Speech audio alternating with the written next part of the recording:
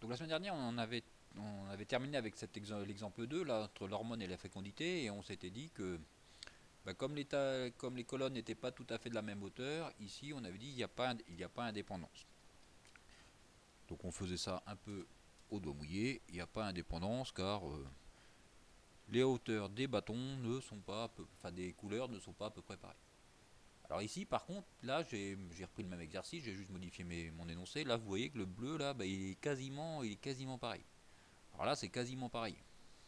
Donc là comment répondre à la question d'indépendance? Bah là on peut plus trop plus trop le faire, bah là il n'y a plus suffisamment de différence pour le faire sans utiliser un test. Donc on va voir ce qu'on appelle un test statistique. Donc c'est vraiment dans votre champ professionnel et vous risquez d'avoir ce... dans beaucoup de revues techniques on utilise ce test. Alors ça va être quoi un test? Donc un test ça va être un mécanisme qui permet de trancher entre deux hypothèses. Donc vous allez avoir les deux hypothèses. Donc ici par exemple dans cet exercice, mon hypothèse ça aurait été il n'y a pas de différence entre l'hormone et la fécondité. Donc ça serait mon hypothèse. Ma première hypothèse, il n'y a pas de différence. Et ma deuxième hypothèse, ça serait il y a une différence. Donc on a ces deux hypothèses-là. Il faut qu'on arrive à trouver un mécanisme qui va nous permettre de trancher entre ces deux valeurs-là, entre ces deux hypothèses-là. Donc on va repartir sur un petit exemple. Donc vous disposez d'un sac avec 300 haricots et je vous dis que j'ai 20% de haricots blancs. Donc évidemment vous n'allez pas me croire. Et comment vérifier ce que je vous dis, que le sac contient 20% de haricots blancs? Donc pour vérifier cette hypothèse, alors soit vous avez très peu d'haricots, vous pouvez les compter et puis vous voyez s'il y en a 20% de blanc. Et sinon on va créer ce qu'on appelle un test. Donc notre petit test, donc comment faire pour savoir? Alors soit vous comptez tous vos haricots blancs, soit on essaie de, quand on a un échantillon avec beaucoup plus de valeur, on va donc définir notre, notre test. Donc nous, on va donc avoir deux hypothèses. Donc la première hypothèse, qui est toujours une hypothèse d'égalité, que j'appelle H0, donc c'est l'hypothèse, ma première hypothèse. Donc il y a, dans mon sac là, il y a 20% de haricots blancs. Donc l'hypothèse H0 est toujours une hypothèse d'égalité. Donc toujours une hypothèse d'égalité, il y a 20% de haricots blancs. Donc la proportion est égale à 20%. L'hypothèse H1, donc c'est ce qu'on avait appelé l'hypothèse alternative. Donc nous, on va avoir qu'une sorte de test, les tests bilatérales. Donc nous, on dira l'hypothèse alternative, il n'y a pas 20% de haricots blancs. Donc c'est ce qu'on va appeler un test bilatéral. On fera uniquement cela. Nous, on fera uniquement cela. Sinon, il pourrait y avoir un autre test, une autre hypothèse H1, c'est il y a plus de 20% ou il y a moins de 20%. Alors maintenant, il faut qu'on arrive à trouver comment on va vérifier ça. Comment je vais vérifier si on va prendre l'hypothèse H0 ou si on va prendre l'hypothèse H1. Donc comment on va vérifier? Donc soit on compte tout, mais dans ces cas-là, si vous avez beaucoup plus de... Si vous avez un très très grand nombre de haricots, ça va être compliqué. Sinon, on va prendre un échantillon. Donc on prend un échantillon de taille, la taille d'haricots, vous choisissez la taille de votre échantillon. Donc moi j'ai pris un échantillon de taille 30. Donc vous prenez dans votre sac, là vous prenez un échantillon aléatoire simple de 30 haricots. Combien de haricots blancs vous attendez-vous à obtenir? Donc si on dit qu'on en a 20% de haricots blancs, si je prends un échantillon de taille 30, je pense obtenir, donc 30 fois 20%, autour de 6 haricots blancs. Donc dans mon échantillon de taille 30, j'espère avoir, enfin c'est pas que j'espère, je pense obtenir 6 haricots blancs. Pourquoi 30% fois 30 fois 20%. Et 3 fois 2, ça doit encore à moitié faire 6, donc ça va faire 6 haricots blancs. Donc si dans notre échantillon j'ai 6 haricots blancs, peut-on mettre en doute l'hypothèse selon laquelle la proportion de haricots blancs dans le sac est de 20%? Donc si j'ai pile 6 haricots blancs, bah, je vais valider mon hypothèse. Je valide mon hypothèse, j'ai bien 20%. Mais si j'en avais 5, si j'en ai 4, si j'en ai 7, si j'en ai 8. Donc ce qu'on est en train de faire là, on est en train de trouver une règle de décision. Une règle de décision, ça va être à partir de mon échantillon, je vais définir une règle et suivant cette règle là, eh ben, je vais accepter ou non mon hypothèse H0. Donc c'est là que j'aurai besoin de vous. Donc si le nombre pour choisir de façon arbitraire notre règle. Donc comment, à partir de combien de haricots blancs, vous validez mon hypothèse H0? Allez, on va mettre 6. Donc vous validez mon hypothèse H0 si mon nombre de haricots blancs dans votre échantillon est exactement égal à 6. Par contre, si le nombre de haricots blancs prélevés n'est pas égal à 6,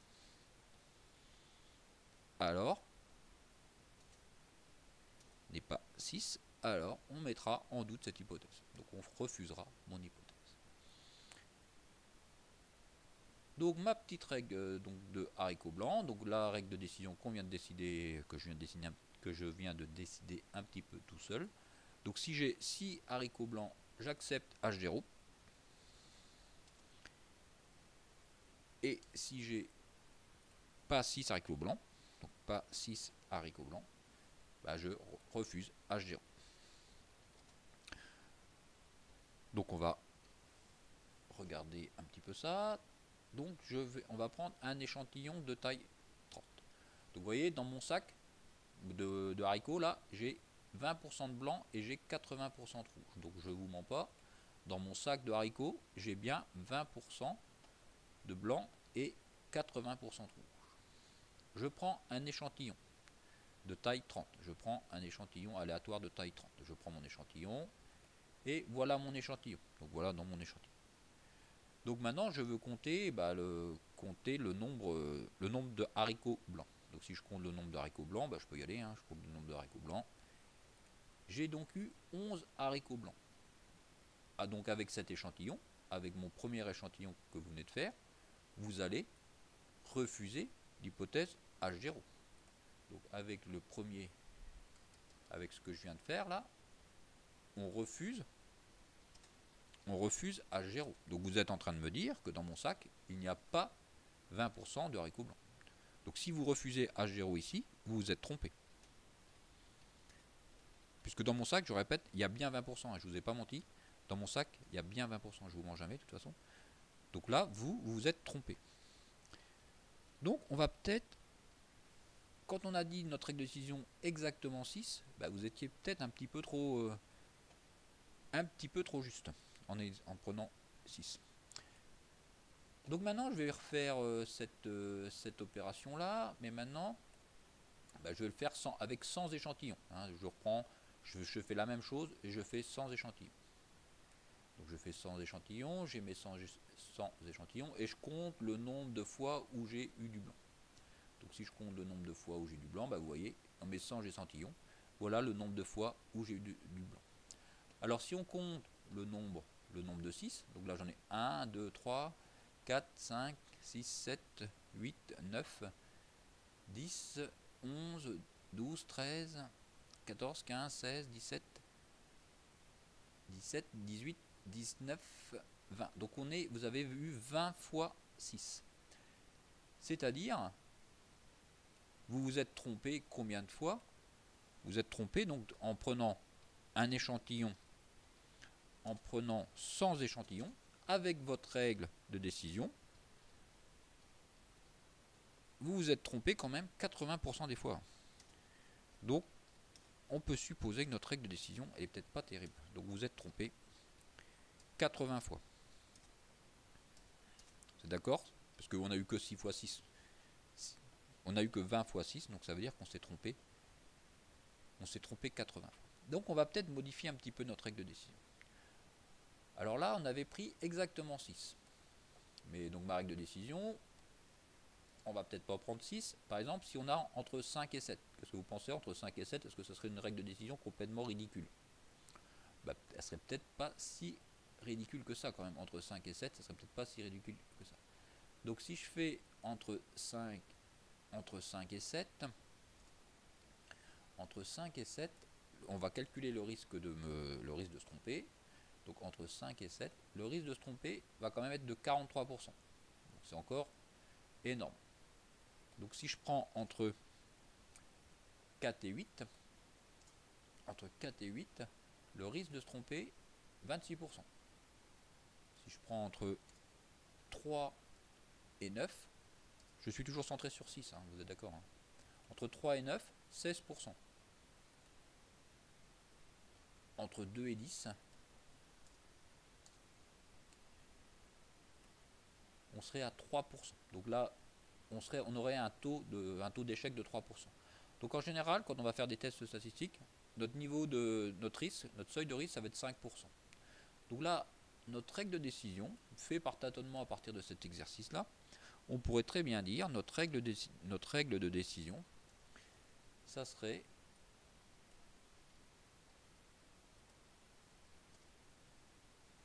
donc notre règle de décision, si on a un nombre de haricots blancs inférieur à ou égal à 4, je refuse H0. Je refuse H0. Si on a entre 2 et 10, dans ces cas-là, je vais accepter H0. Là, j'accepte H0. Là, j'ai mis 4, c'est pas 4, hein, c'est inférieur ou égal à 1. Et si on a, si je l'écris sous forme d'intervalle, ça va peut-être être plus simple. Entre 0 et 1, je refuse H0. Entre 2 et 10, j'accepte H0. Et entre 11 et 30, eh ben, vous refusez H0. Et ça, c'est ce qu'on va appeler notre règle de décision. Je refuse H0. Et quand vous allez appliquer cette règle de décision, le risque de vous tromper, donc le risque de vous tromper, ce qu'on appelle le risque alpha, le risque de vous tromper va être de 5%. Donc là, on l'a fait par tâtonnement, mais on peut le faire de façon nettement plus sérieuse, hein. Donc si on le fait de façon nettement plus sérieuse, on va essayer de retrouver, ces nombres-là. On va les retrouver de façon plus sérieuse, comment on a fait pour trouver entre 2 et 10. Donc je vous ai parlé de seuil de risque, le risque de se tromper. Donc quand vous allez faire un test statistique, vous allez toujours avoir une notion de risque. Donc vous allez avoir la réalité, donc mon sac contient 20% ou mon sac ne contient pas 20%. Et votre décision. La décision, soit vous allez dire le sac contient 20%, le sac ne contient pas 20%. Donc là je me répète, quand vous allez faire un test statistique, vous allez toujours avoir une notion de risque. On va minimiser le risque, mais il y aura toujours une notion de risque. Donc on va prendre une bonne décision. Si dans la réalité c'est H0 et que vous décidez H0, dans ces cas-là, là vous prenez une bonne décision. Si dans la réalité c'est H1 et que vous décidez H1, ici, vous avez encore pris une bonne décision. Donc ici et ici, vous prenez une bonne décision.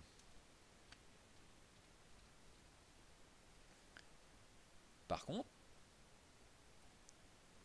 si dans la réalité c'est H0 et que vous décidez que c'est H1, là vous prenez une mauvaise décision. Donc vous vous êtes trompé. Si dans la réalité c'est H1 et que vous décidez H0, là vous avez encore pris une mauvaise décision. Donc le risque que nous qu'on va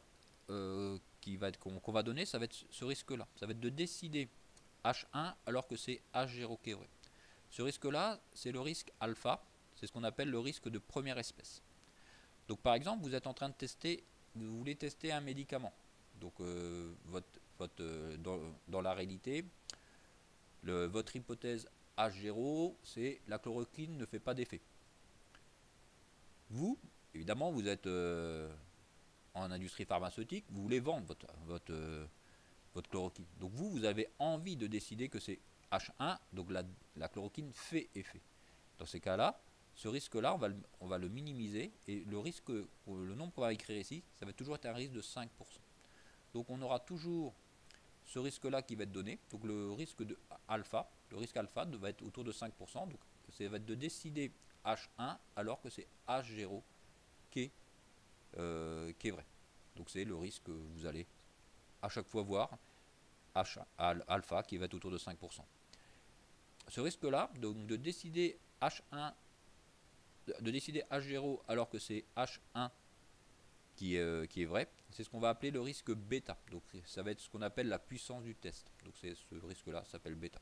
Le risque que vous allez voir, ça va être toujours avec alpha qui va être égal à 5%. Donc je vous ai dit tout de suite qu'on allait essayer de retrouver comment, entre le 2 et 10, là, comment j'ai sorti le 2 et 10, enfin là on l'a fait à la calculatrice ou en comptant mes échantillons, donc on va essayer de le faire proprement.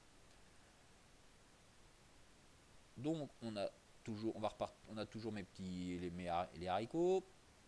Donc vous avez, avec les haricots, donc dans mon hypothèse H0, j'ai 20% de haricots blancs. Je prends un échantillon aléatoire simple de taille 30. Je m'appelle X, la variable aléatoire définie par le nombre de haricots blancs dans un échantillon de taille 30. Quelle est la loi de X? Donc là, hop, si je cache, donc là, quelle est la loi de X? Sachant que c'est un échantillon aléatoire simple, c'est un échantillon avec remise. Donc je prends un haricot, soit il est blanc, soit il n'est pas blanc. La probabilité qu'il soit blanc, c'est de 20%. Comme c'est un échantillon aléatoire simple, il y a indépendance et il y a remise. Donc avec tous ces mots-là, vous vous souvenez peut-être que c'est la loi binomiale. Donc c'est la loi binomiale de paramètres 30 et 0,2. Notre première hypothèse, on va essayer de calculer la probabilité d'avoir exactement 6 haricots blancs dans mon échantillon de taille 30. Donc d'avoir exactement 6 haricots blancs dans un échantillon de taille 30. Vous vous souvenez, la calculatrice fait ça très bien. Sur les Texas, donc vous aviez la touche binôme FDP là. Et ça va comme ça, vous calculez la probabilité que X soit égal à 6. Si on fait ça, nombre d'essais c'était 30. La valeur de P, on a dit 0,2 et la valeur de X 6. Et ça doit faire 0,17, donc 0,18. Donc la probabilité que X soit égal à 6, 0,18. Donc si vous utilisez ça comme règle, la probabilité de vous tromper va donc être de 82%. Donc le risque alpha va donc être de 82%. Donc mon risque alpha, ça va être 1 moins cette valeur-là. On va donc essayer d'élargir cet intervalle-là pour que ce risque-là soit de 5%. Donc je vais donc chercher la valeur des bornes et un intervalle centré sur 6 pour que le risque ici soit de 5%.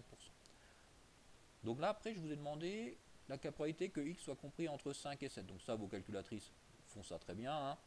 Vous allez sur binôme FREP, vous avez vos deux bornes, et là, je suis à 50%. Donc là, si je prends entre 5 et 7, je suis à 50%.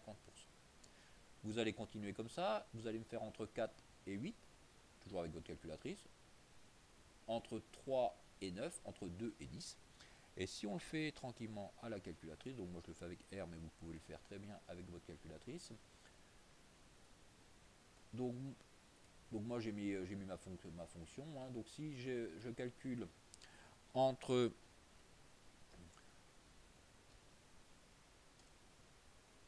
les deux valeurs, entre les différentes valeurs, oui, hop, là je me suis trompé, là ça va être un petit plus. Hop, donc si je leur fais, donc si on a dit exactement 6, exactement 6, 0,18. Donc la probabilité de se tromper est de 0,82. Ok, ça marche. Maintenant, je fais 6 moins 1, 6 plus 1. Donc là, si je mets 1, moi je vais être compris entre 5 et 7. Si je suis compris entre 5 et 7, 0,50. Donc c'est le 0,50 que je vous ai annoncé là. D'accord, entre 5 et 7. Alors après, vous allez me faire entre 5 et 7, donc entre 4 et 8. Donc, entre 4 et 8, vous allez tomber sur 25%. Pour éviter de vous tromper de 0 et de 25%. Donc c'est encore trop. Donc on agrandit notre intervalle. Donc là, on va être entre 3 et 9. La probabilité de se tromper est de 10%. Trop peu importante. J'agrandis mon intervalle. Donc moi là, je vais être entre 2 et 10. Parce que 6 moins 4, 2.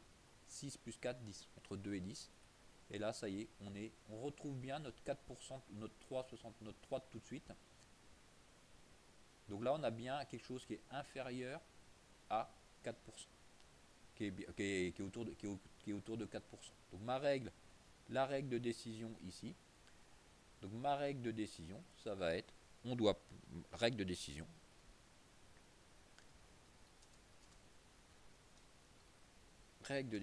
on accepte l'hypothèse H0,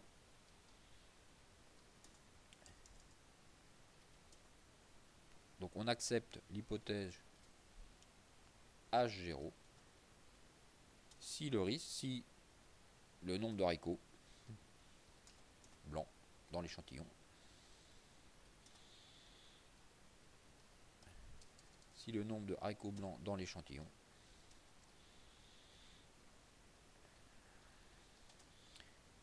est compris entre 2 et 10,